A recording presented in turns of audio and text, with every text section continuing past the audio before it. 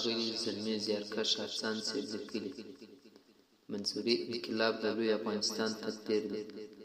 کله چې څوک ووایي چې منظور پښتین ورک شو او پی ټی ایم ختم شو، ما ته د دې سیاسي نابالغینو پر واړه فکر خندا راسي.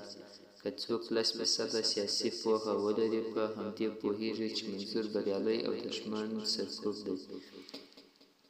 دا ډیره واضح ده. په دې خبره دښمن تر ټولو ښه پوهیږي چې منظور بریالی دی. منظور به خامخا راځي، البته په سیاست کې د وخت تعیین نه کیږي.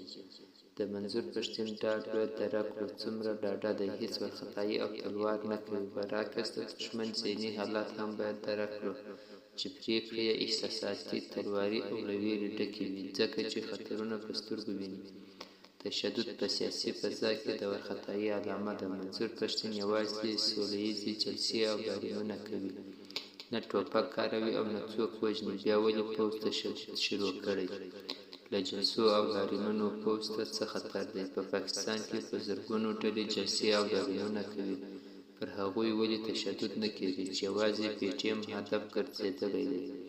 دا یو داسې سوال دی چې تر اوسه یې 90% ځوابونه غلط دي. یوازینی صحیح ځواب یې د پوځ ذهني پریشر، ویره، وارخطایي او راتلونکی خطر دی.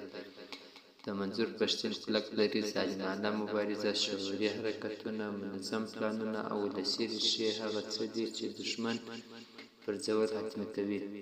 منظور پښتون د دښمن ټولې ریښې وهلې دي، یوازې تنه یې پاتې ده چې نړول یې ډېر اسانه دي. د منظور پښتین ټولو مخالفینو ته تسلیت وایم. د پی ټی ایم د ورکېدو ارمان به یې تل د سکروټي غوندې زړه سوځوي. البته ځینې یې په دې هم پوهیږي چې منظوري انقلاب د لوی افغانستان تقدیر دی، خو خپله اخرنۍ غلامانه هڅه هم کوي ترڅو د ولس مورال ټیټ کړي او دا ثابته کړي چې د افغانیت او پنجابیت له صفونو یې د پنجاب صف غوره کړ.